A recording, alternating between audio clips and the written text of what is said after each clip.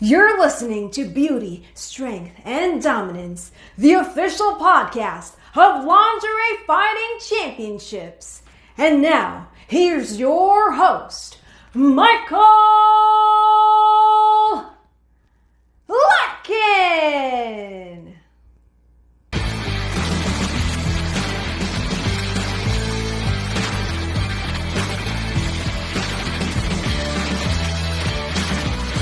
Hello, ladies and gentlemen, and welcome back to another edition of Beauty, Strength, and Dominance, the official LFC Lingerie Fighting Championships podcast. My name is Mike Larkin, and joining me today for a round two, she was the guest judge at LFC 47, TussleMania, and she is a part of the Queen of the Cage contest. Oh my goodness! The one, the only, Miss Jasmine Wolf. Jasmine, it's a pleasure as always. How are you?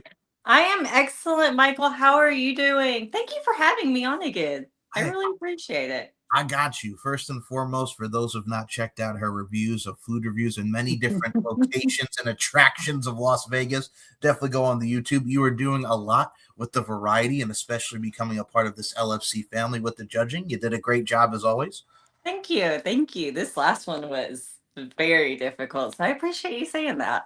Of course. I mean, LFC 47 TussleMania, you had Big Homie. You also had Megan Page, MMA fighter, and you had this one at the judges table. I got to ask you, with such an eclectic mix, we got a YouTube content creator and yourself doing her thing. You got Megan Page, MMA fighter. You got Big Homie doing his thing in the rap game. How awesome was that eclectic vibe at the judges table? It was the best vibe. Everybody was super interested to know what the other person was up to, and to sort of like see their personalities on stage was amazing. Meg is so cool, and she's feisty and fun and kept us in line. And then there's Big Homie, who is just a line stepper, and he is so like entertaining and getting in there and talking about like what's going on with the fights and stuff, and his personality is just so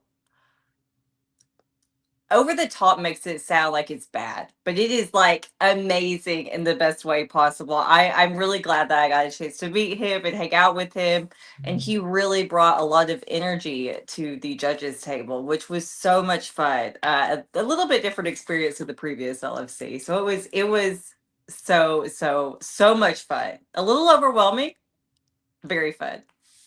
I got to tell you, though, I mean, we see people of all walks of life really stepping into the LFC arena, this whole LFC forum. One of the things that Big Homie and you, all three of you, got invested and involved in was bout number 4 on this one. I figured we start off hot and talk about this. It was the rematch.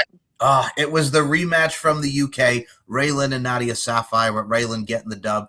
We all wanted one more round. They took off the gloves. They went at it. This one was spectacular on so many levels.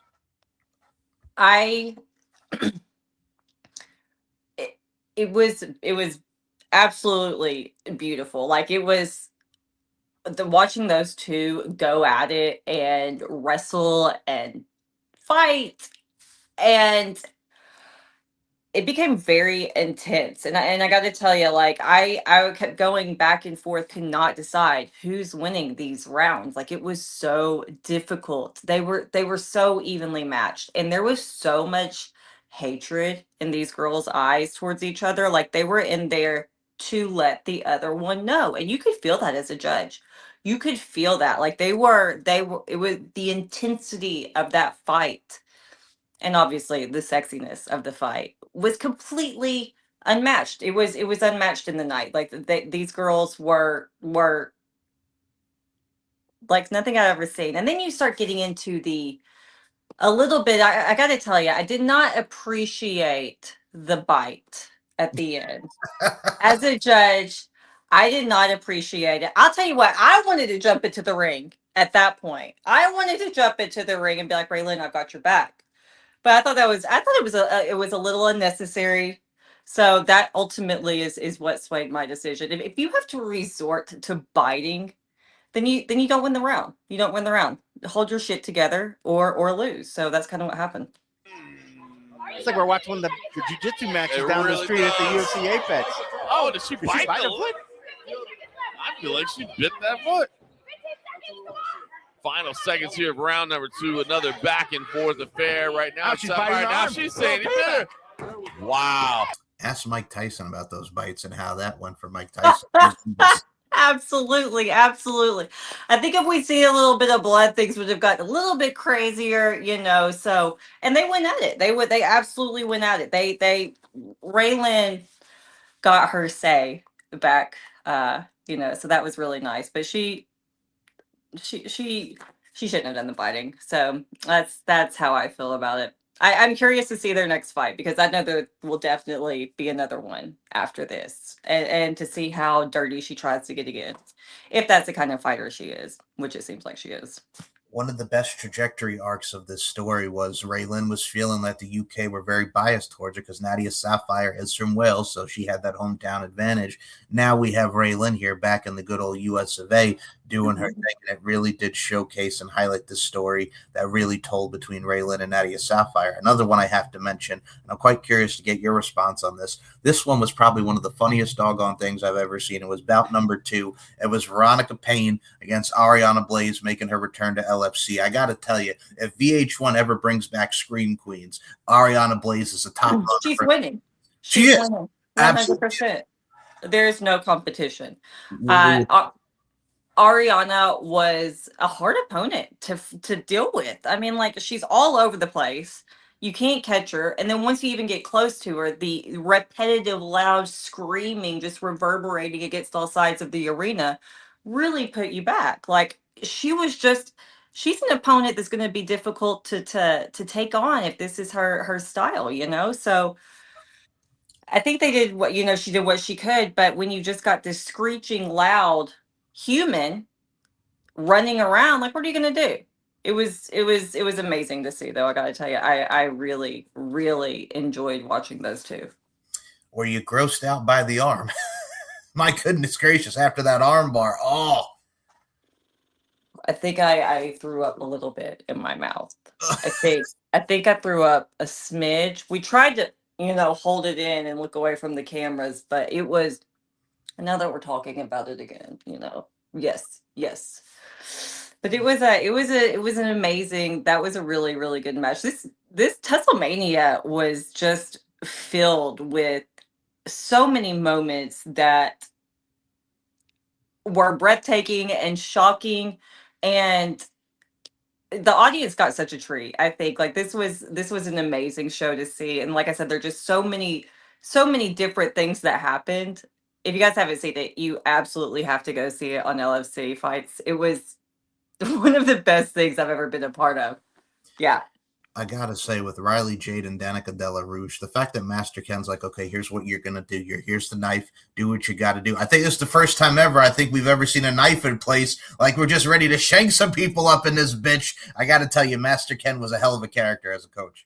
Oh my goodness, Master Ken. I don't know how he managed to get these girls to somewhat listen to his plan, but they've got all their own moves. They're a little bit sneaky. So the knife was, that was something I don't think anybody was expecting to see. Like, what are you even doing? But he did the best he could with, it's hard to wrangle the LFC girls. We have minds of our own. So he was an amazing coach, and the knife was not expected at all. It's one of those things too where I get, by any means necessary is the ordeal, but god dang it, man, you're just putting out some knives out here like it's friggin' Mr. Miyagi and the Karate Kid. All you need to do is, I'm gonna punch your lights out. You got monks friggin' playing bowling already. I felt like I was watching Hilary Swank come into fruition, if you will, for those that remember the next Karate Kid. There's so many things and so many attributes that really highlighted the comedy aspect as well as the overall intensity that these women really exhilarated. I got to ask about your girl, too. Lauren the Animal Fogel and Bella Inc. LFC world title on the line. Lauren Fogel got some color up in there, man. She got a little busted open up in there. I mean, it's Bella. If you're going against Bella, you need to be ready. You need to be so mentally locked in because Bella's going to come for you. She's going to come for you every single time. And the thing about Bella will hurt herself to take you out. And that's something that I don't think, I mean, I know it gets talked about a lot, but what is she going to do? Like, I mean, she gave it a great attempt, but Bella Bella whoops ass, and this was no exception. Bella comes to bring the heat. Like, she's the champ for a reason. She's the champ for a reason. But it was a really, I tell you what, that was a nice fight to watch. Just aesthetically pleasing for me with those two beautiful ladies and the bustiers and everything. So, Congrats, excellent Bella. job. Huh? I said, congrats, Bella Inc. on retaining that LFC championship. Yes, yeah. That was really nice to see Bella. I mean, you're gonna have to really come super hard to try and take that from her. She's not gonna give that up easily, obviously. Like, it's Bella. So, but I think that Lauren gave it a really good shot, and like I said, they were both incredibly hot to watch, which isn't gonna hurt anything. So it was really, really cool. Really cool to see. I think one of the best things too, and I will say this, like when you see someone like Katie the Bombshell Forbes return, now this woman just gave birth to twins, with shout out to her and Rob Van Dam, and this woman's in here like doing the damn thing. I'm like, are you freaking kidding me right now with Danny Moe? Great bout, but my God, kudos to Katie Forbes for getting in there right after giving birth to twins. Oh my gosh, not to be messed with. Like, the athleticism to do that and dressed, a little scantily clad. Like, she looked amazing. You couldn't have made me. If I didn't know that she had given birth to twins, I wouldn't have known she had given birth to twins. Like, this is a warrior goddess. She looked amazing. She did absolutely just spectacular. I always equate with what I saw with Katie, kind of like to our very own Bella Inc., because back at LFC 30, when she came back, like she had just given birth in 2020, and boom, she's right back at Sturgis. I think the determination and the overall discipline that these ladies put in there, and much like Jasmine said here, TussleMania was such an epic card. Go out of your way to watch it, but my God, there is nothing like the LFC experience. Oh my gosh, no, you don't know what you're gonna get, which I really like. There's gonna be comedy, there's gonna be suspense, they're gonna be incredibly beautiful ladies. Everything beyond your wildest dreams is what I like to equate LFC to. So there's something I think there for everyone. And this match, this last TussleMania was no, exemption from that. Like, TussleMania was so over the top in so many levels. Like, it took my brain a few days to sort of process everything that had gone on, because there was just so much going on, so much action, and so many amazing women displaying their athleticism, their comedic effects, and the show was irreplaceable. Like, you can't replicate LFC. You need to see LFC, and then you're like, oh yeah, this is amazing. So it was an amazing fight. Whole total night was so good. I got to tell you something that is very amazing, Miss Jasmine Wolf, not just your overall self and LFC as a whole. We got to talk about this Queen of the Cage contest. First off, congratulations. You got through Tasha, as you called her, Tasha Cleveland. Now you're great promo. Let's just put that out there. Great promo. Thank you. You're welcome. Oh, I was like, oh, yes. Hello, Tasha. How are you feeling going into this, man? Because I got to tell you, when I saw your name on that contest list, I smiled. I did. I'm happy to see you a part of this. I tell you what, I am so ready. Just go ahead and give me the crowd so we can get on to the rest of this, and we can make our LFC debut and show these ladies some moves I've been thinking about. So I am eyes on the prize, and I've got some things that if we do win, I'm very excited to pull out of my little sleeve. Well, I will say in this second round, you do have Vanilla Vargas, who's done her thing in Lucha Libre AAA. She's done her thing in Puerto Rico, World Wrestling Council. And I got to tell you, I can't wait to see who comes out on top. But I got to tell you, I really hope to see you continue on, because I'm a little biased, I got to tell you, because I know you. Let's go with it. Let's rock with it, Jasmine. Vanilla is a talented wrestler. I looked her up. I would love to meet her, one day and take this out and see how we do against each other. But I think that I will go ahead and just surpass her in this round, and maybe one day we'll be able to have a match. But as for now, we're just going to go ahead and push her back. She won't, in my opinion, she's not going to make it to the next round. I think that we have such a good community and like friends behind me. I'm very lucky to have like especially you. And then all of these other amazing friends I've made on the internet and in real life. And so it's really, I feel very joyful and happy to sort of be, well, not sort of, but to absolutely be in this position. And I'm just ready for the next step. Like I said, ladies, just go ahead and give up. We're gonna win this thing. We're definitely making the final four. And then I have all the faith in the world that we're gonna be able to debut with LFC. There is no doubt in my mind. So pretty much what Jasmine Wolf is saying here, ladies and gentlemen, she's channeling her inner Blue Cantrell. She's going to hit you up style is what you're doing. Yeah. That's what you're doing. So it's one of those things too where I love your confidence. I love your determination and your passion. I mean, getting to be on an event in Italy, number one, is absolutely intoxicating and absolutely breathtaking. But what I've come to find, and I'll tell you straight up and down like 6 o'clock here, when it comes to the women over in the UK, Italy, or internationally speaking, they are so enthusiastic about it, much like we are in the States. But I think to their level, it's because they've never seen anything like this, number one. But number two, maybe where they are, it's not as popular as it is here, or it's something that they don't necessarily see in their culture. But I got to tell you something, man. If you make it internationally known and you're known to rock the microphone, to quote Easy Rock up in here, that's how you have to look at it on so many different levels and layers. It's impalpable, man. Absolutely. And you know what? Here's the thing. The UK and the Italian girls, I have so much respect for them. They are amazing athletes, warriors, wrestlers. But the LFC girls over here Yep. are going to be teaching them a lesson. And that's just all there is to it. Like, they'll be able to learn from the LFC girls here, but they're probably going to get their asses handed to them a little bit. As you can tell, I have all the confidence in our girls over here. So Well, I gotta tell you, I'm gonna say this right now. I just had her on the last show. Little Gothbat, who is in this, my God, the physique on this woman, very China-esque. I gotta tell you something though. Little Gothbat is coming. She ain't playing. Michaela Corona from Italy is another one, man. We got a lot of people up in this contest, guys.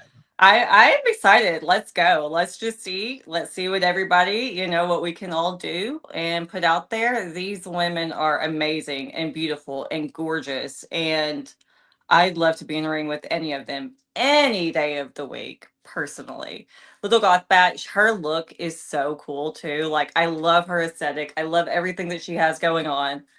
These women, they're amazing. We just gotta talk a little shit though.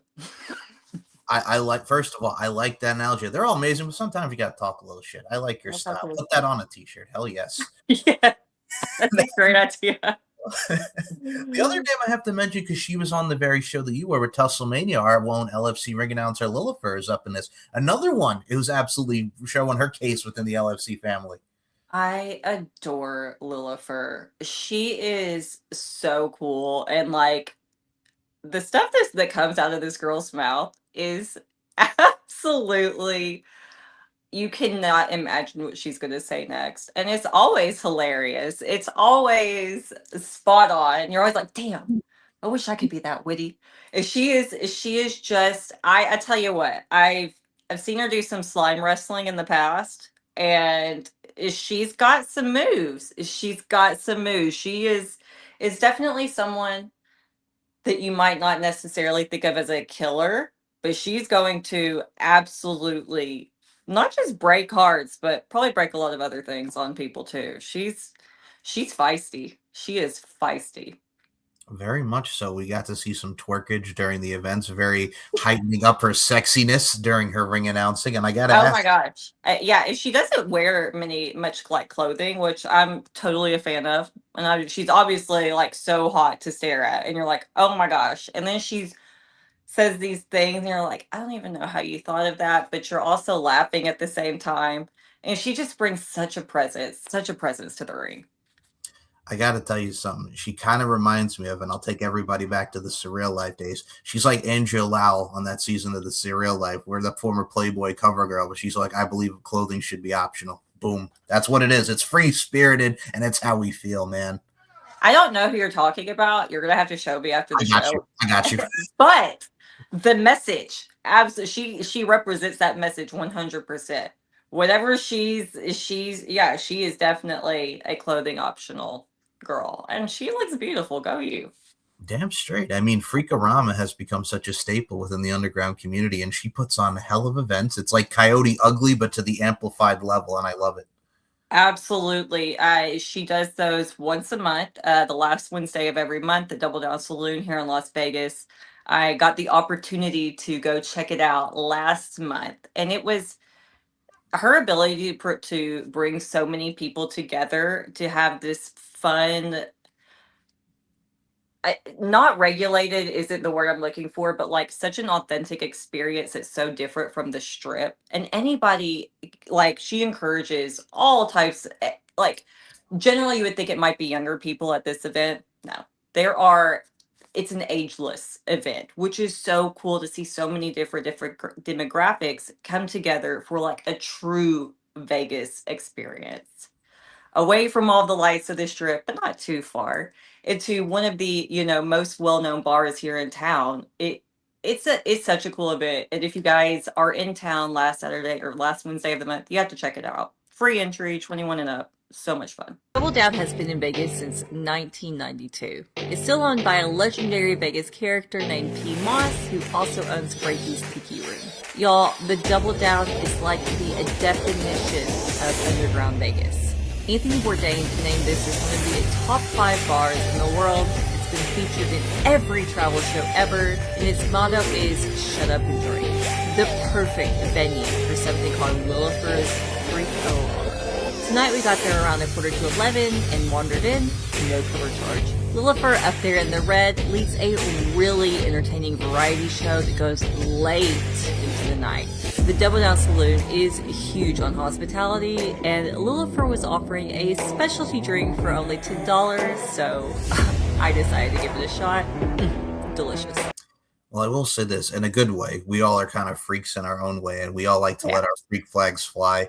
I think that's the thing you really need in life, not just to equate it to her event, but I think especially in the year 2026, we need that variety. We need that spice. And I think people really just need to expand the horizons and open up a little, because you never know what you're going to experience.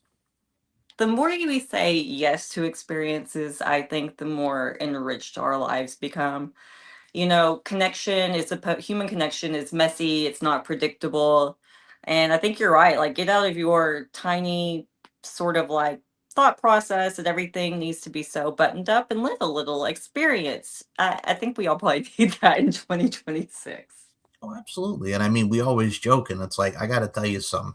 I think when it comes to just people that say what they want to say, especially with social media and everything, I think that negativity is like that tackling fuel, to quote Bobby Boucher in The Waterboy, where we do everything that we do. It motivates us to just strive more and kind of let the haters hate. Haters going to hate, and players are going to play, and ballers are going to ball, to put in the bluntest of terms.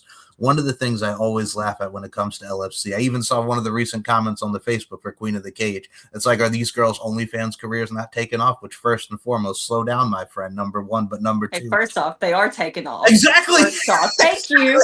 Thank you. They are taking off. They are not taking off. I just want to say that first and foremost. Anyways. I love your spunk, man. I love your spunk. You can tell it gets me.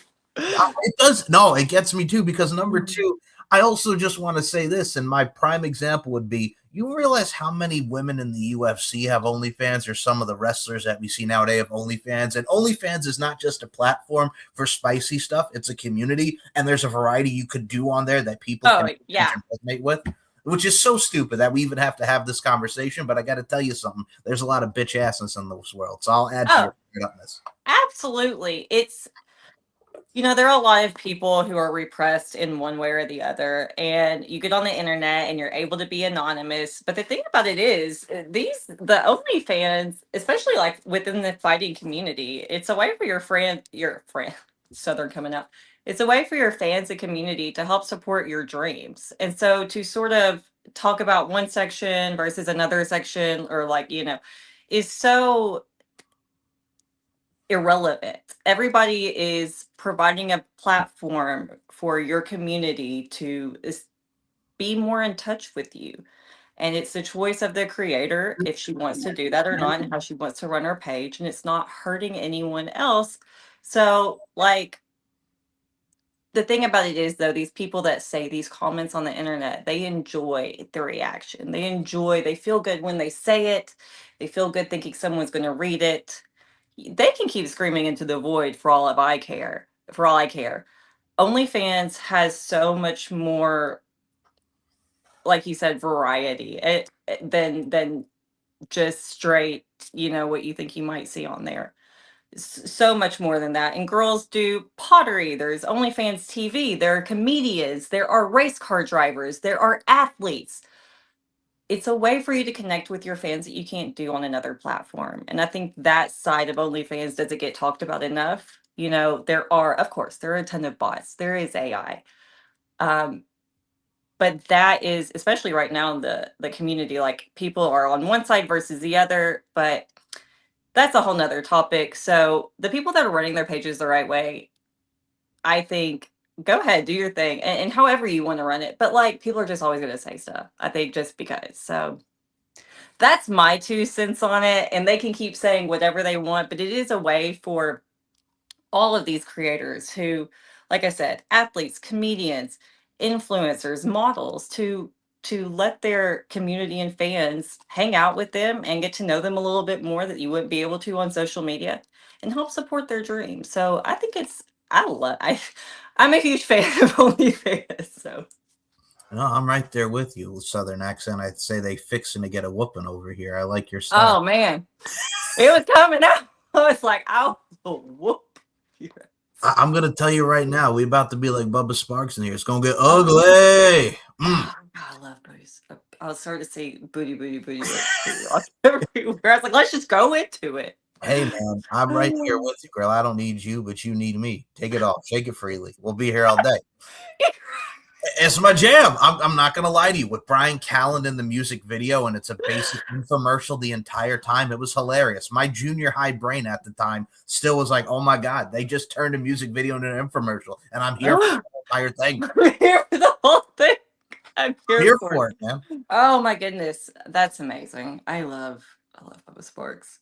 I mean, the man's 2 first singles, he actually flipped the 180. He went from ugly to lovely, and then talking about the booty. Boom. He's got everybody covered. Covered. Whatever you're into, you can get in line like with Bubba Sparks. He's all encompassing. Oh, absolutely. And I think, like, we're, first of all, bringing in your 2 cents is great, because I think it's very important to have these open-minded conversations just about everything in life, because people are just so stuck in their bubble. I actually had this conversation with Little Gothbat because we were talking about said comments like we mentioned, and she said, that's wild, because we literally had this conversation on the pod. And I said to her, men, and especially people just in general, not just men, but people as a whole, are so programmed to see women in this particular like this bikini model, like how they see on MTV with like the Cancun models, or just in general, the Tyra Bankses, the Naomi Campbells. And I said, when people look at a muscular woman, they always go the mannish route, and they don't understand the discipline and everything that goes to making your mind, body, and soul feel the way it is. So I said, they're just going to be bitch assness, and it's just going to be a lot of ridiculousness, because they can't fathom in their brain that a lot of people like this type of muscle worship mixed with this body type, because people come in all different shapes and sizes. Oh my goodness, absolutely. They like I said too, I don't think that these people that are making these comments are even in tune with what they might like as a person. So there's a lot of, projection from them when they're saying these things. And these women are so incredibly beautiful. These guys can F off. Like, as I've mentioned before, scream into the void. Literally no one cares what you think. I assure you. And we laugh about the comments that you guys make because you think that you're affecting something, but you're really not.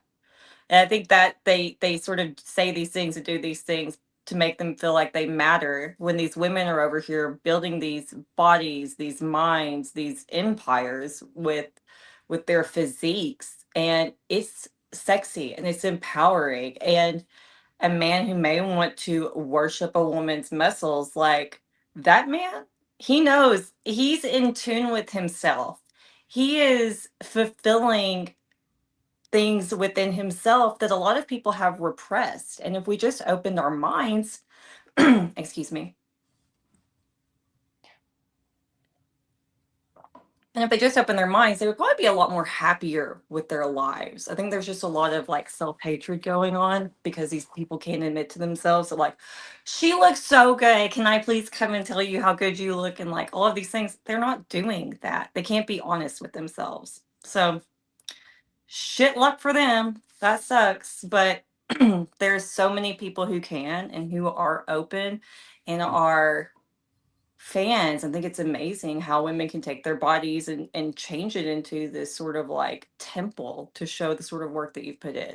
I love seeing a good muscle mommy. Like I'm worse than any guy out there. I just stare at them in the gym. All the hot ladies. I do. I use my women's privilege and I just stare. They're amazing. And it's great to see women put in that work. And then like you said, any body shape, I just happen to love women. So for me, I my husband Chase is always like, "What are you doing? Stop!" I'm like, "What? She looks so good. She looks so good." Like I just think all women are beautiful, but especially seeing someone in there working her body, change to get into something. She's always good to probably get a little bit of hate from people who are jealous, in my opinion.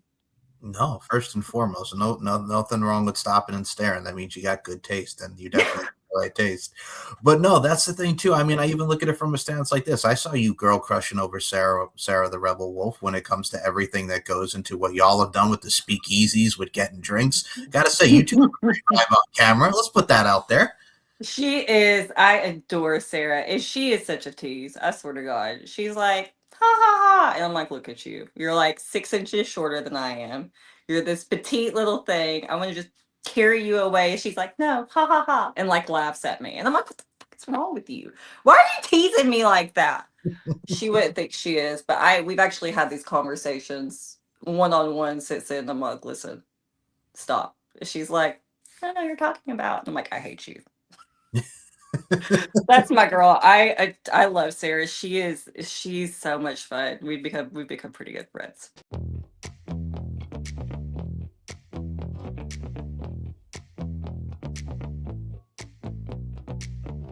Or looking at mine. Oh, sorry. And since we are actually leaving the Palms, go ahead and check out my video on the Palms Cabana pool.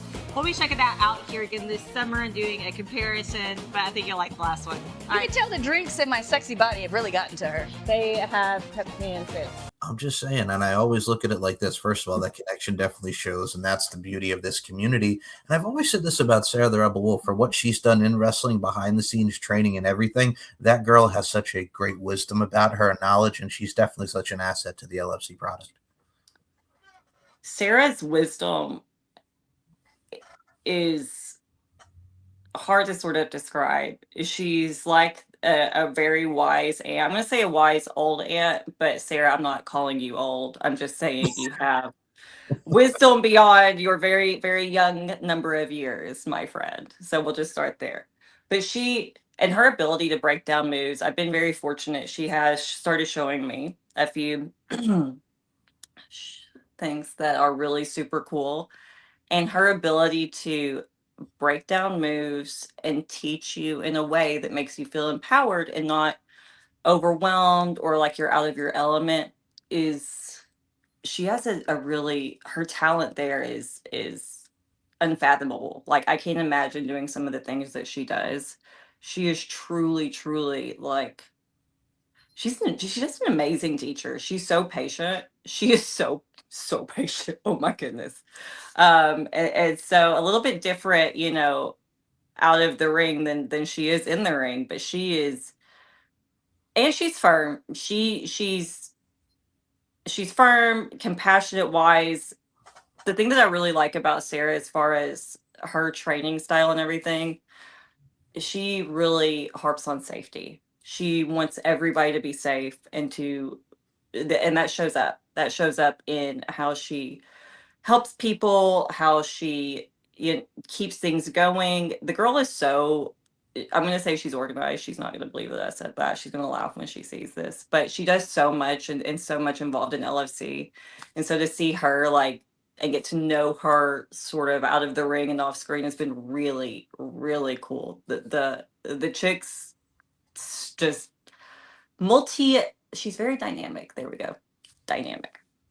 I will say this, them's be fighting words. She's calling you old over here, Sarah. No, I'm kidding. I didn't call you old. She's older than me, though. Hey. She's older than me. Fair enough. But no, to go on to your point, I think what's also great about it too is something that you mentioned that is so keen, especially within the world of professional wrestling, safe and spectacular, applying your craft safely, but also doing it in spectacular fashion. That is so key just because the amount of injuries, and I mean, as they say, it ain't ballet, but to really have that safety measure and really protect your talent definitely goes to show your role as a teacher, as everything that goes into it to being a mentor. And I got to tell you, on a side note to that, that really adds to your personality and to both yours collectively, I can't wait to see you possibly getting in the ring, taking the biz umps and taking everything that goes with the psychology and fundamentals, Jasmine. I got to tell you, I think with your natural character and especially the promo work, Miss Trasha over here, I think we're definitely going to see something special when that day comes.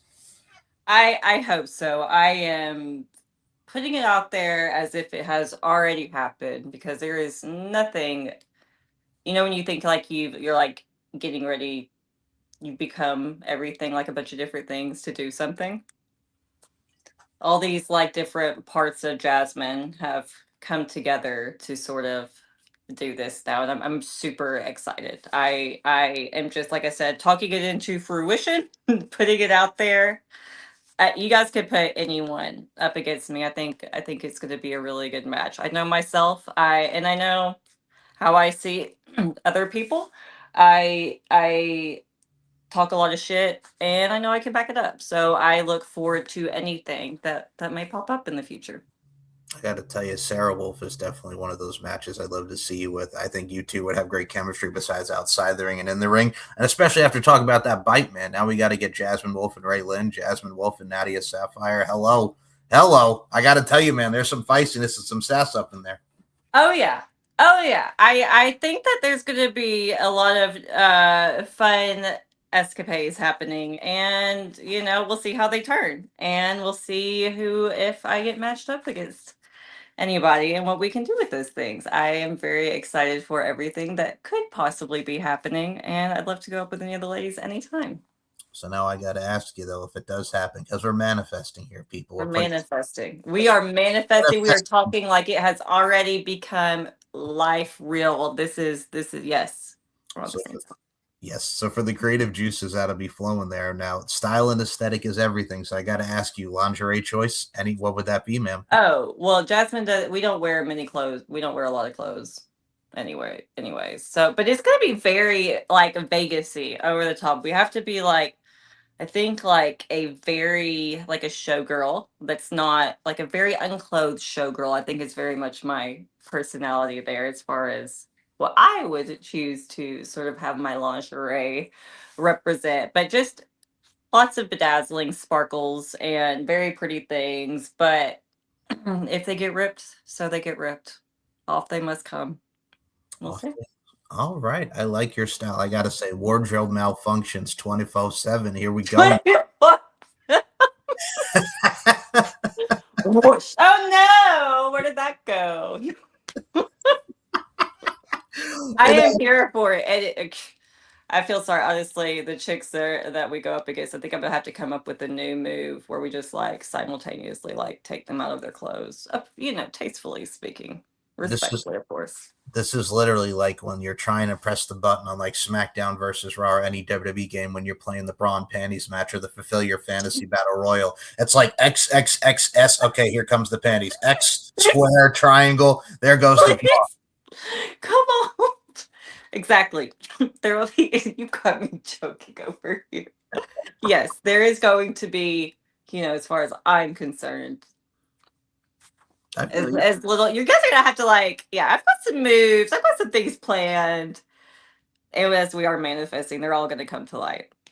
This is literally like, all right, I'll put another example out here now that we're laughing about the controllers on the bra and panties match. It's kind of like when they did Tori Wilson, Stacy Keibler at WrestleMania 19 fighting with the Miller Lite Cat Fight Girls, because they were doing a sponsor for WrestleMania, and they're fighting like the pillow fight on the bed. And then there's the other one that really comes to my mind where it's just like, picture like girls in high school coming out of the bathroom snatching hairs, and then all of a sudden, boom. And certainly Cat Fight Mania up in here. Yes, yes, absolutely. I think that is a lot of probably Jasmine style a little bit, but she's gonna be hard to fight against. Like I said, with talking about me like I'm in third person, I don't know, but we're definitely going to be trying to remove as much clothing from my opponent as allowed, of course. Well, maybe doing a little bit of cat fighting. It's going to be a funny ass beating for these poor women. Talking like in third person, like you're the Rock over here. The Rock says, the wolf says, "Ow!" Anyway, no, I digress. But that. yes, I can't do it now. I can't howl. I can't howl. We're gonna figure. No, I can howl. I can howl. We just have to come up with a sexy howl. oh, It can't be like, ah! It can't be like that. That just sounds like a joke. You friggin' sound like Jack Nicholson in The Shining. Daddy! You can't have both.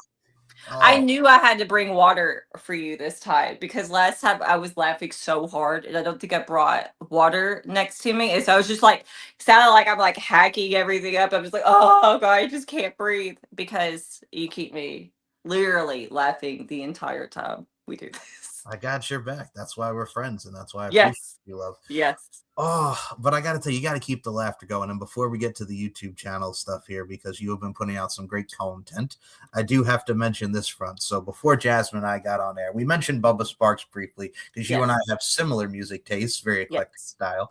Mm-hmm. So there was an article that came out, and there was also a video from the interview. So Little Fizz, for those that remember from B2K, the days of the days of Why I Love You, the days of Gots to Be, Bump, Bump, Bump, Come On, Girlfriend Will Be Here All Day, You Got Served, You Suckers Got Served. Mm-hmm.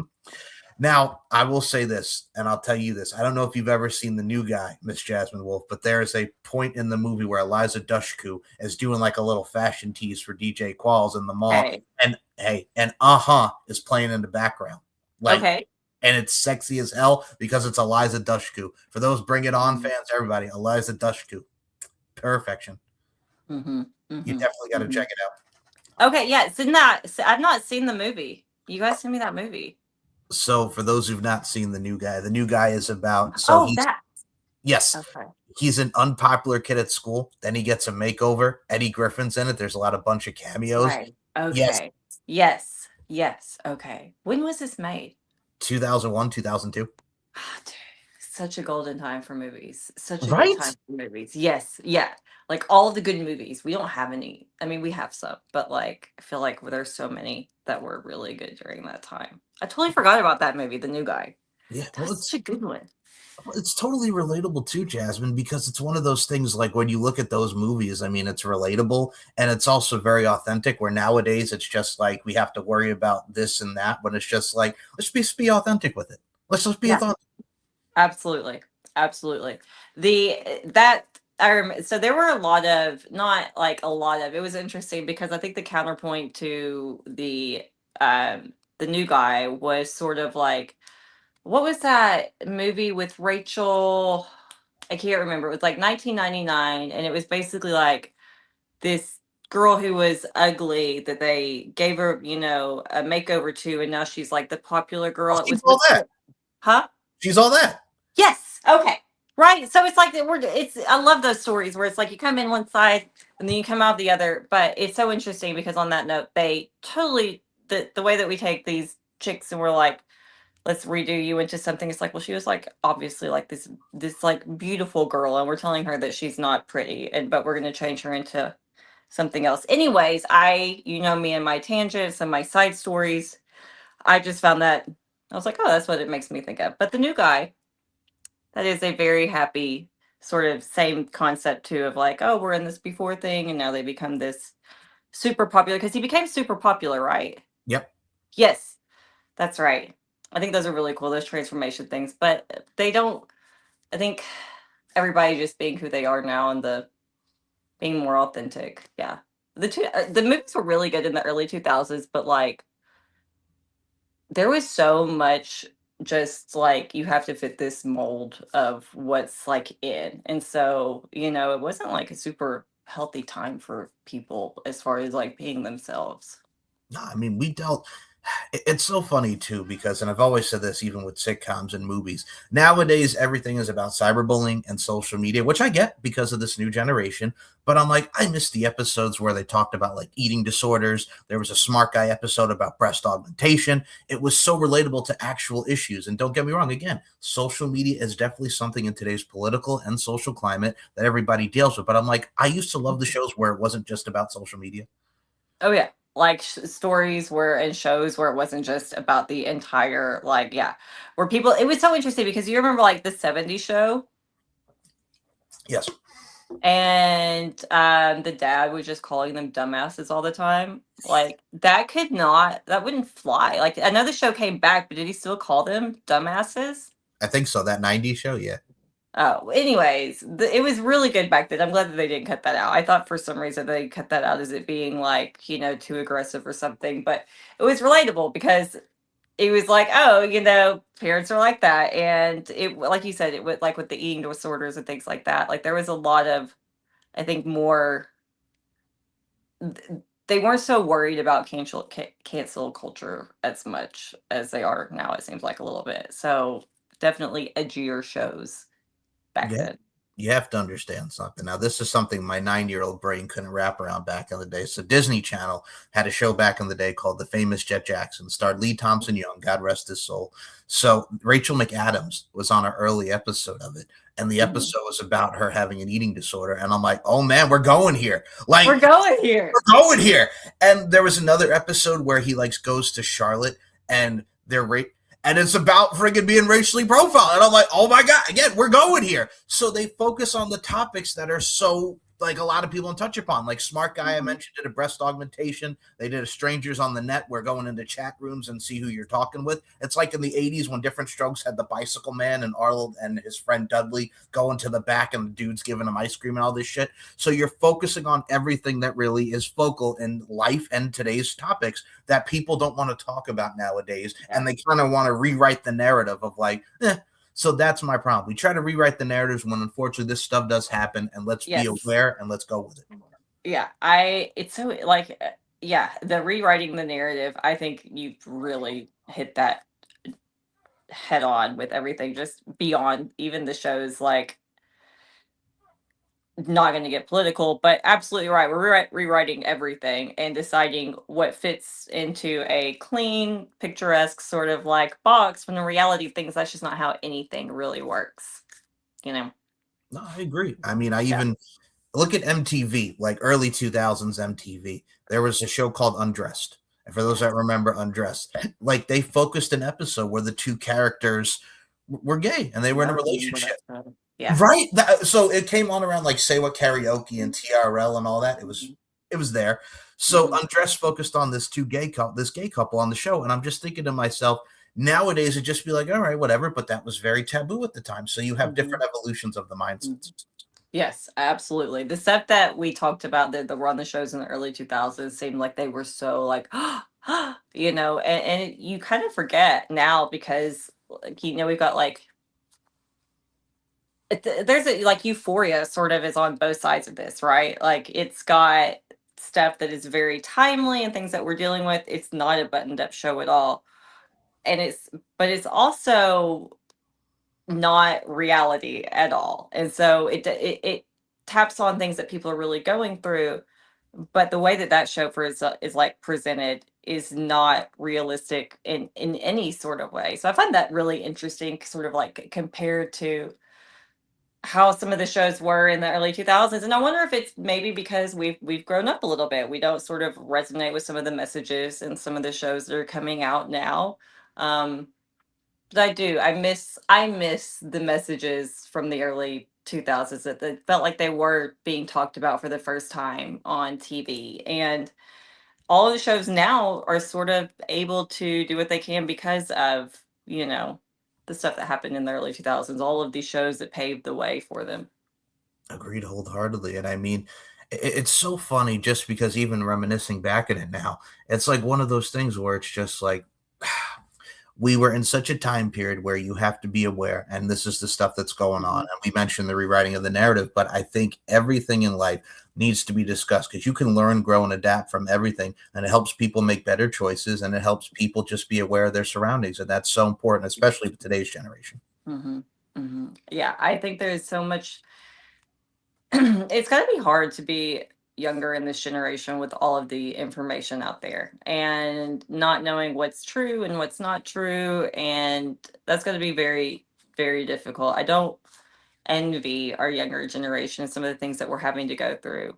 And then that shows up in like you said, like the shows and stuff that they're watching. So yeah, I don't know. I am glad that that's not something that at least, I feel like as a millennial, we have a little bit of a head start over our younger generation, being able to discern through all of the messages that are being pushed today. So I got to tell you, a video came across my YouTube, and I almost wanted to jump through the screen at this Gen Zer who was reacting to our millennial stuff. And here's the thing: so they were reacting to Korn's "Falling Away from Me" off the Issues album. Great song, you know what I'm saying? So Jonathan Davis touches upon it, and he kind of symbolizes it within the song and in the video. He went through a lot of abuse on many different levels as a kid. And the Gen Zer is not really picking up on this as the girl's watching it. She's just like, oh, this sounds like a great song. You get pumped. And then she goes, Jonathan Davis, his voice kind of sounds like Chad Kroeger and Nickelback with that. First of all, you are not comparing Korn and Nickelback. That is like two opposite sides of the disrespect. Disrespect. And I wanted to jump through the friggin' screen and choke her. No, Korn and Nickelback aren't even the same, man. Oh my gosh. What was it? Yeah, it's funny you mentioned that because I was watching something the other day where a Gen Z was comparing something in our millennial world, and it was two things that had no business being compared. She didn't know what she was speaking on, but she was fucking talking about it like she knew, and I was like, this has to be rage bait. This absolutely has to be rage bait. You are just trying to piss an entire generation of people off, and we're on your side, so you should be nice to us. Absolutely, we are. Yeah. But the problem is they're just oh, this millennial stuff. First of all, and it's some of the clothes and the style. It's we created that. First off, y'all aren't even doing it right. I just want to point out y'all aren't even doing it right. That's not how we That's not how we dressed in the 2000s. That is not how we dressed. You were so extra with it. That's not what it looks like. That's not what it looks like. You're at the raver version of the Nordic countries at 3 a.m. at the most exclusive club. That's how they're oh, this is how you dressed in 2001. I'm like, no, that is not how we dressed. They're not doing it right. That's not how they're not doing it right. I was gonna say I recently saw a Hollister skirt and then on a girl, and I was like, oh, that's really cute. And it was a skirt from 2002 remade. It was $70 fucking. Excuse my language again. Feel free to bleep me out. But I'm like, okay, and they definitely weren't $70 when we were, getting all of these things back in 2000. But yeah, they think they know about the fashion, and I appreciate it. But it's just the smugness that they have about the fashion sense and everything else. We know. It's no, you don't. You don't. But okay. It's why? Well, it's with, first of all, no bleeps necessary because that was definitely warranted. But also the same thing. It's when they do the throwbacks at schools now, and it's some kid was dressed like Nelly with the country grammar and the Band-Aid. First of all, that was a great style because Nelly is awesome. And also the second part. Also, though, you can't pull that off. You can't pull that off. Yeah. Okay. No, you can't. Have some respect. Exactly. That was, yeah. With the Band-Aid. The Band-Aid was just peak. It's when they get annoyed at us with friggin' It's Gonna Be May every time that May 1st rolls around. I'm like, well, you have to be there because NSYNC It's Gonna Be May is iconic. It's 26 years later and we still talk about it. Don't get annoyed at us. They do the weirdest stuff, but they think we're so weird. They love everything that we have though, and they're like, oh, my favorite thing is the millennials, the last good generation. I'm like, stop. Well, we were the last generation, if you think about it, who didn't have social media except for MySpace. Oh, absolutely. I remember. Oh my gosh. Do you remember? Okay, so I got my first cell phone in 10th grade, and it was a Nokia Flip, and you could only You had to wait until 9 p.m. to text message because that when it was free. Or yeah, I think that was it. And then after 9 you could talk, but it was like you had to like press like 3 times on each keypad to make the number come up. I was faster on those than I am on the new phones because I swear they keep shifting the keyboard. Every update they like shift the keyboard a little bit and you're like, oh, why can I not type now? And it's like, because that's my conspiracy theory, at least. Listen, I Yeah. remember texting, and not only that, but I remember like as a kid, my big thing I loved. So you'd have to pay $1.25 for like ringtones and stuff, like these kids Yes. don't understand. Like, I remember downloading like just the 30-second clip off of Mm. friggin' websites, and like one of them I downloaded was "Calling" by Taproot. So every time my phone ring, go, "You're calling, but I can't hear you." And so I thought I was the coolest thing. And also, like, they had the click 5, just the girl. And every time my phone ring go, the way she sees it's me on my caller ID. Oh, that's amazing. So That's amazing. I thought I was so cool, but yeah, it's the nerdiness. It's the funness. Yeah. But they won't understand that. Like, No, you're right. We did have the last really good everything. I am so happy that there is not records of me at 19 years old. And they were trying to use like flip phones, the Gen Zers, like, oh, instead of taking a break from them, this is like something that helps my mental health and all that, which I'm all for mental health, but I'm like, because the flip phone doesn't have internet. Like this I think I heard they were calling them dumb phones. Yes! I freaking got so mad! The dumb phones. Oh. And they were trying to use it as like mental health and stuff, which I get, but I'm like, they're not dumb phones. Like, that's how we communicated. We didn't have all the internet before. But like, also, just go pick up a book or something. Like, get your eyes off a screen. Like, if you're trying to work on your mental health, like, don't replace a screen for another one. Like, that's so performative. They're so performative.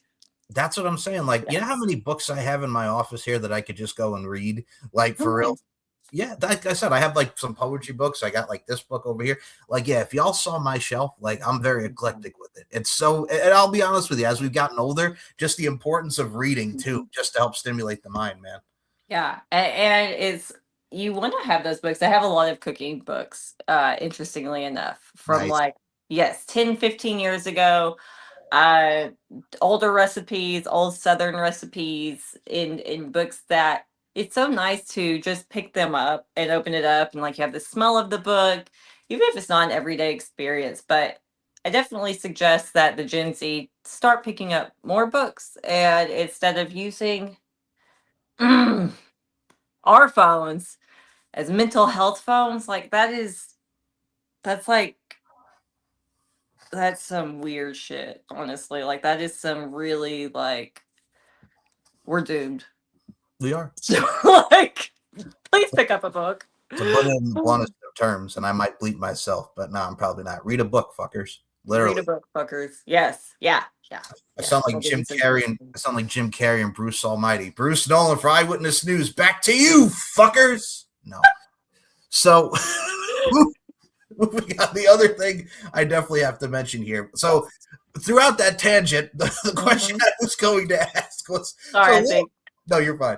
B2K and Little Flip, Pretty Ricky tried to say like they're not on our level, which B2K, I love your music. I do. But Pretty Ricky had some hits. Grind with Me, Relax Your Mind, Take Your Time with Me, My Body, Your Body, It's Burning Up. If she want me to beat it up, then damn it, I'm going to beat it up. And On the Hotline, and I'm Up Having Phone Sex with You. That was more adult-oriented than, bump. It was so adult-oriented. I'm over here just, like, singing it. I was like, yeah, age ain't nothing but a number. Like, it was like, I think I'm, like, 17 singing that song. No business, but they had the best. Like, they were compelling songs. And here's the thing. After our last talk, I believe I went and looked up how many monthly visitors they have on Spotify. Okay. They still get a ton of play. Like, they are not, like, I'm sorry, I haven't heard, the other guys haven't done shit, but their songs aren't compelling enough to carry, like, Pretty Ricky's were. Like, those lyrics were, they just made you feel some kind of way. Yeah, man, listen. As compared to boom, boom, boom. Listen. I love Omarion's Icebox, but that was 20 years ago. My Icebox, where my heart used to be. I'm so cold. But Timbaland made that song. I don't want to be stuck up in this cold, cold world. Like, for real, like Timbaland's vibes on that song, great. But nothing's going to top. And if I'll be honest, if I was to choose between Icebox or On the Hotline, I'm choosing On the Hotline. Oh, 100%. 100%. 100%. But can we talk about your Timbaland impression, though? What? That was amazing.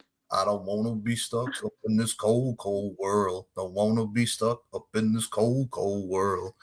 A very deep voice. Yeah, keep your eye on me, girl. Well, I mean, come on, like, friggin' the damage is done, so I guess I'll be leaving. Like, very nice. Yeah, I am impressed, honestly. I wasn't expecting that. Oh, God, what was the other? Oh, baby girl, are you that somebody? Tell me. Yes.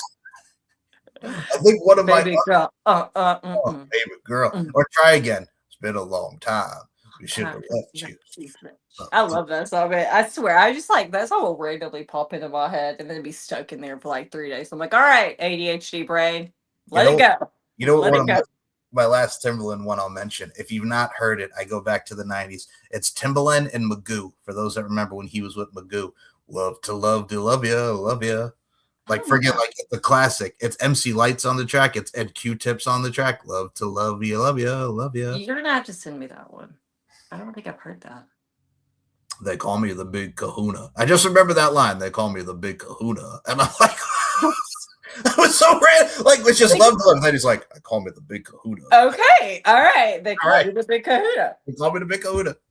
I'll have to send it to you. That's it's actually yes, please do that. Love to. Anyway, Timbaland aside, one thing we do aside. But classics. Yes, now. Oh, okay. One more. I'm sorry. The Way I Are, friggin', I got a motorboat, but I can float your boat. So listen, baby girl. Yes. That sounds amazing. I ain't got no money. I got no American Express. I'm the one that loves you best. Talk to me, girl. All right, and I'm done. Now I'm officially done. Yes. Talk to me, girl.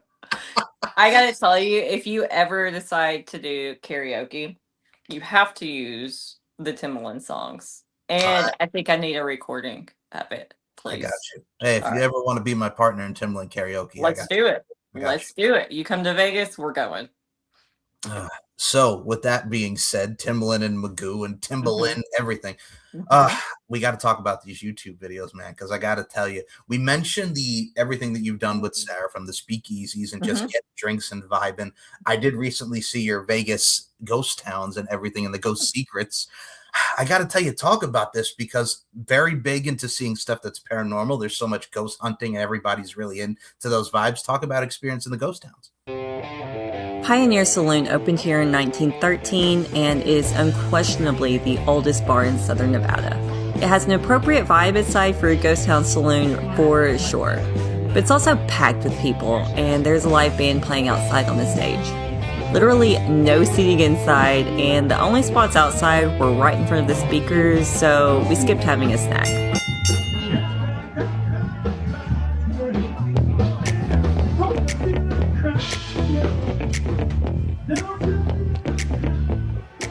Oh, those are cool. Pioneer also has its own gift shop with merch and Nevada desert souvenirs. Super cool. I am so happy to say we were unable to get seating inside of the Pioneer Saloon. So it was so much fun. We have so many ghost towns here in Southern Nevada just because of it being such a previously large mining area.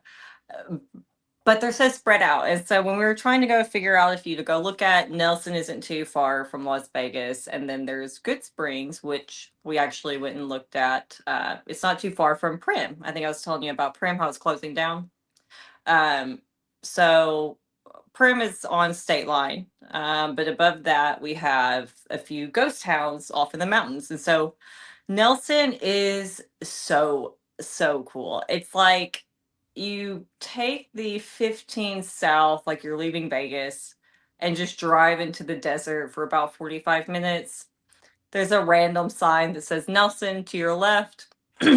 you head down this road for another 12 minutes. And on your way, you see gorgeous mountains, everything left, right, and the other, and beautiful, beautiful desert landscape. It's my favorite. But then you come around the bend and you see this like small town.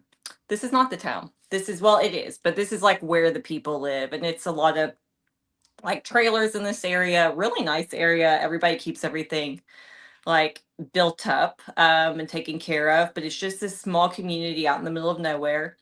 And then like two more turns, you go into this valley and you see all of these really old mining buildings and old cars, so many different cars here that you would not expect to see like in the middle of the desert. A lot of military equipment not currently being used is out there.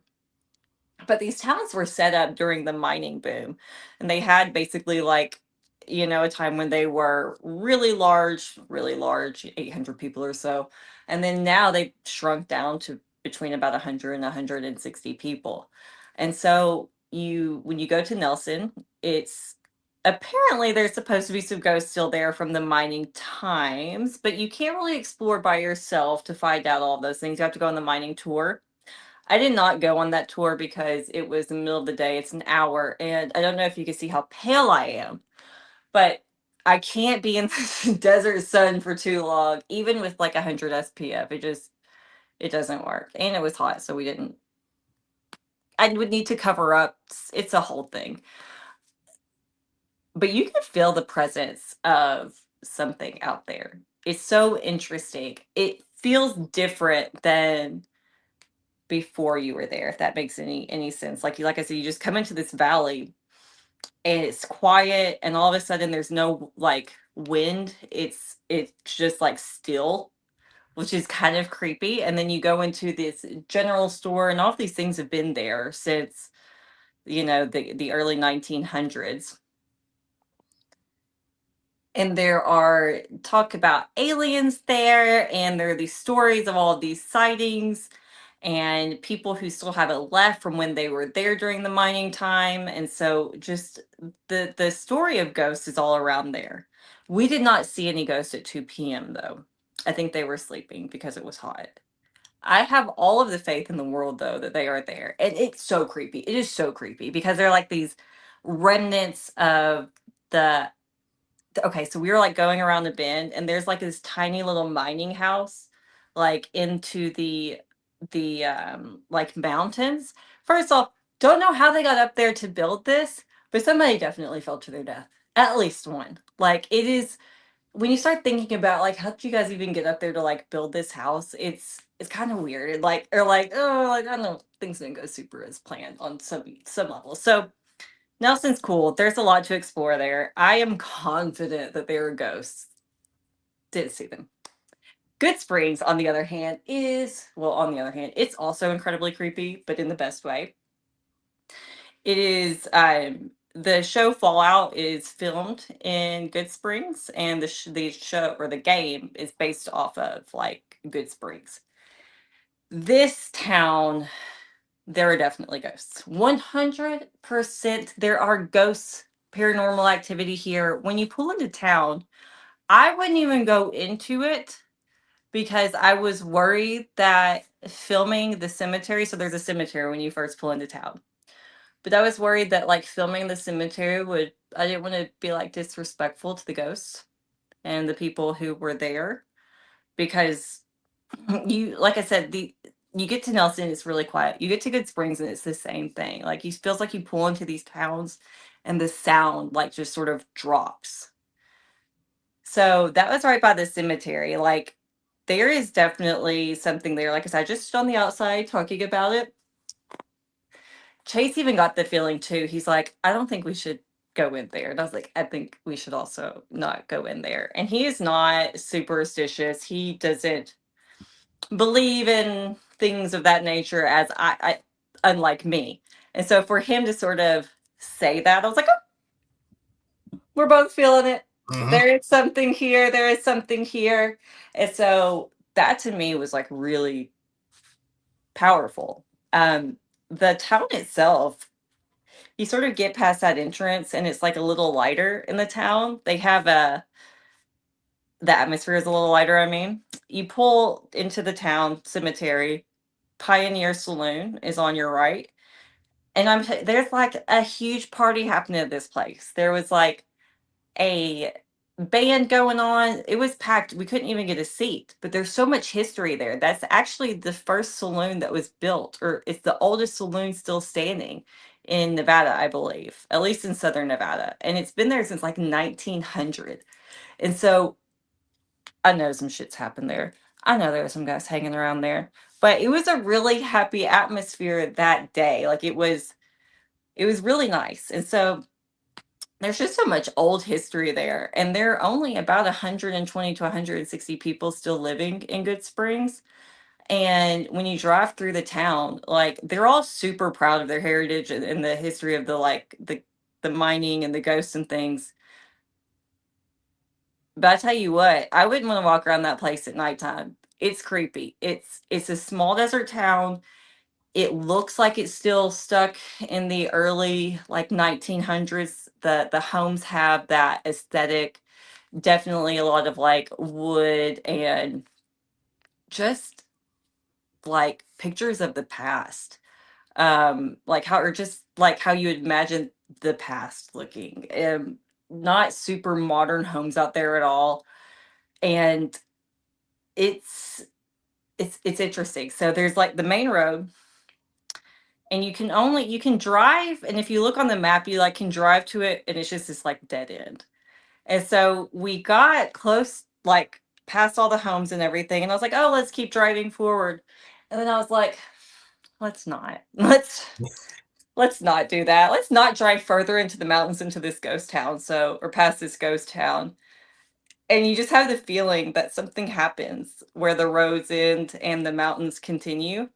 It there's something going on there. I can't wait to go back. I'd like to go when it's like more towards Halloween, see if there's a little more activity out there then. But you can feel something anytime you go, I think. I think South Carolina is very similar, much like with Vegas in those aspects, because South Carolina, like some of the most haunted places here. There's one in Charleston, South Carolina, even some here. Like there's the name of this bar here where Alabama used to go to, and a lot of things, the Supergroup Alabama, and there's a legend is that somebody died in that bar, and when you're there at night, you're sitting at this bar stool and just having drinks, you'll feel like a hand tap you because that person died in the bar. So I don't know if some people have said that they've seen at the Bowery is what it's called, like this image, or if somebody felt like somebody tapped them on the hand while they're sitting at the bar late at night. So that's become Believe it. Yep, me too. And the other one is there was this one in Conway, which is a town over from where I live. Okay. So this woman died, I'll probably say in like the early 1900s, right? While she was looking for her kid. And the legend still says, like, when you're driving down the certain road where she died on or what have you, you can either hear her or see her, I believe hear her, like with voices, like looking for the kid still. So she's still stuck in that place in time where she's looking for her son, which is creepy to even think about. And there's one on the Intercoastal Parkway where if you go past it, this woman drowned there. Like you can like either see her or you see her like on top of the water. There's been so many urban legends about that. So I believe anything with the supernatural. I believe there's something that is beyond us that we can't explain. Oh, yeah. I'm right with you on that. I think there's a lot that goes into it. There's a world that we don't understand. Especially in South Carolina, there's so much history there. Like that, I can imagine that there's a lot of haunted areas. Yeah, absolutely. There is so much that we don't understand, and to think that like, we're the only thing out there would be not. It's just impossible. It's impossible. And I think for me, it's either whether I'm watching celebrity ghost stories or I'm seeing all these paranormal shows that really stick out. It's like sometimes I even worry about hotels. Like even like sometimes, like I will say this, Myrtle Beach during like off season and even on season, like where there's so many tourists coming in, a lot of people in the hotels people have gotten drunk. And I even hate to say it like this because it's so tragic. But I got to tell you, Jasmine, a lot of them have fallen off the balcony to their death for being so intoxicated. It's become unfortunate. Like there's a part of me like I don't want to stay in that room because God forbid I'm sleeping at night. And then you see a ghost and it's like a recreation of what happened. I'm like, hell no, I ain't staying in that room where they fell to their death. Ain't happening. I'm good. I am good. I don't need to put myself in that situation. It's respect for the things like I believe that there is something more powerful going on. Too many coincidences there. I need no part of this because I believe that there is absolutely something beyond what we see happening. Absolutely. And I mean, people can say like we're crazy or what have you, but I truly believe it too. There's an energy, their vibe. There's always something there that we don't understand. And you also have to have faith in something to believe in. And I think a lot of that really precipitates who we are. Yes, absolutely. I am 100% with you there. And I got to tell you, the vibes and energy and everything definitely does show every time I have you on this show. So go out of your way and check out Jasmine Wolf doing her thing on the YouTube. We have so many things from hotels, attractions, Freakaramas, LFC, and everything in between. I urge you to subscribe to this one's channel. And I got to tell you, I actually popped at this because I was watching back at some local stuff here in Myrtle Beach, and somebody put on YouTube. I'll have to send you the clip as well. So there were old clubs here back in the day. Like one of the things I remember was Broadway at the Beach. They used to have a commercial that used to come on. It was like Celebrity Square, 9 clubs in 1, Broadway at the Beach. Not there anymore, but that was some of the big things that we had there, like many different clubs and varieties. And in 2002, I actually came across this as well, Jasmine. There was a club here in Myrtle Beach called Club Baja, and it was 18 to drink, 21 to party. Club Baja. And it was located on like 10th Avenue South here in Myrtle Beach. And the lines were just long as hell. They would have the Dare to Bear contests, and Saturday Night Girls Gone Wild, and so many different things that highlighted 2002 and the early 2000s. Oh my God. As soon as I saw that old school footage, I had to tell you, guys, I know how much I've seen you at the clubs and doing all that stuff. So I had to put that into your radar. Oh my God. Thank you so much. That's amazing. I didn't even, also, I got to go back. Your voice is like, you are able to create any voice. I think that I've heard. Like, it's amazing. Like, you should, you should. Anyways, I just want to say, I think it's super cool. My voice, I'm sorry to get but I think it's super, super cool. Thank you. But no, first of all, your voice is lovely in itself, my dear friend. I will say that. You're welcome. Well, you had that Southern come out of you earlier. We could talk about fixing the whoops and mess. Okay. And once you started, man, it's all right. I get a beer in me and it really starts to come out. So hey, I'll be honest with you. My grandfather is from, God rest his soul, is from Pinehurst. A lot of my people on my mom's side are from south from here. I get it. It's not a big thing with the twang. I get you.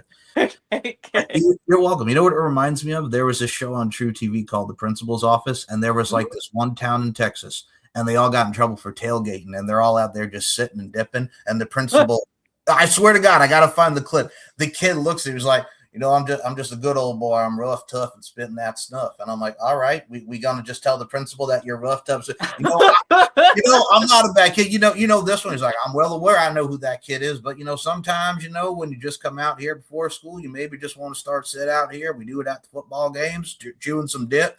And I'm just like, yeah, all right. I have to send you the clip. It's hilarious. Please do, because that is how we sound, and that is how it generally is. Yes. Then one more, I'll mention this. There was an episode, same school in Texas, right? Very strict on how the rules are with the high school. He's like, yeah, you know me, I know I wear my Spurs when I come in. And he's like, but I told you not to wear the Spurs when you come to school. And he's like, I just wear my cowboy boots. Sometimes, in the morning I got to go on the farm, clean everything. I like to wear my Spurs to sound clean every time I walk. And, just sometimes I just walk with my Spurs. Cowboy hat. I'm like, all right, what'd you say?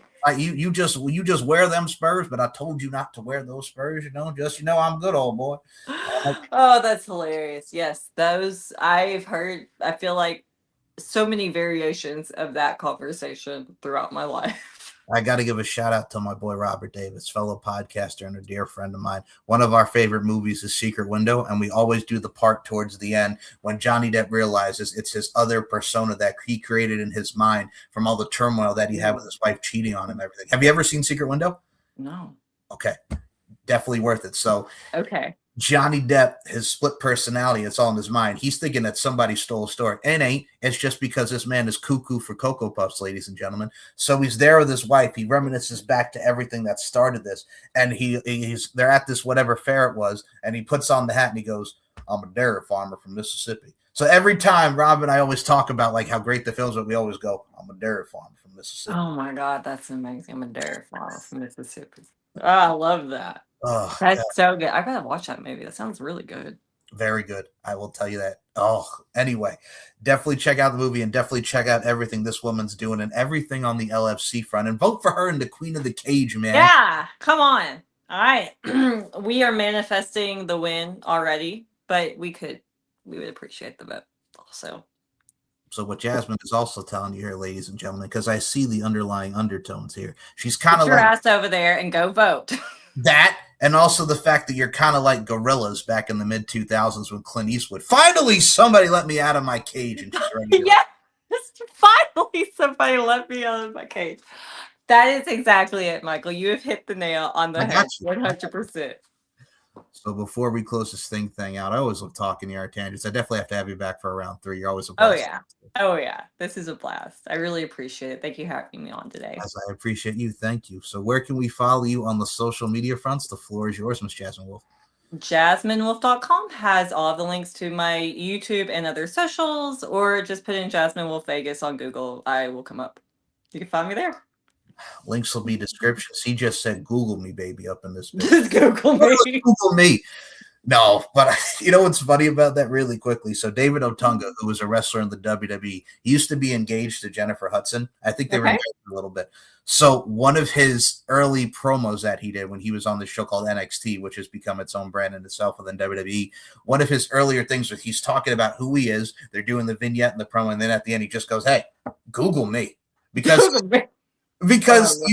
they show the pictures of him with Obama at the time and Jennifer. Yeah, Google me. He's just like, Google me. That's really good. That's really good. I like that. I'll have to use some inspiration. Got you covered. So LFCfights.com is the place to be. Hey, B. Oh, yes. Go out of your way. Check out LFC 47 TussleMania. See this one doing her judge thing. Check out Tommy Bell Art Sketchy and Funny. Check out the LFC Pod. Check out LFC Exposed and everything in between from the LFC website. It's Lingerie Fighting Championships, a little bit of MMA, a little bit of wrestling, and a little bit of clothing. Promiscuous girl, you're teasing me. There's a little tender. Yeah. So, oh my God, you're so good. You're so good. So go out of your way and check out everything that this site provides because it's awesomeness upon awesomeness, and dare I say, upon awesomeness. So Jasmine Wolf, do you have any final words to the LFC peeps for the Queen of the Cage, baby? You guys, vote me in. It's going to be a great time. We've got... Just vote me in. That's all I got to say.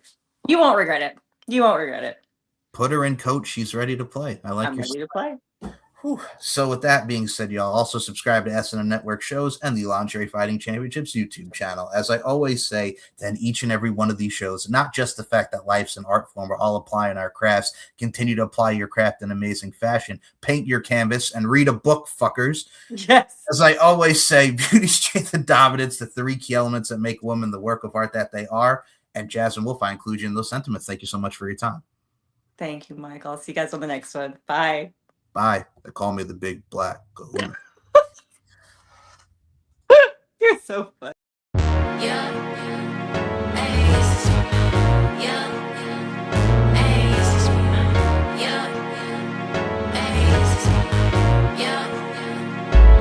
This is for my queens.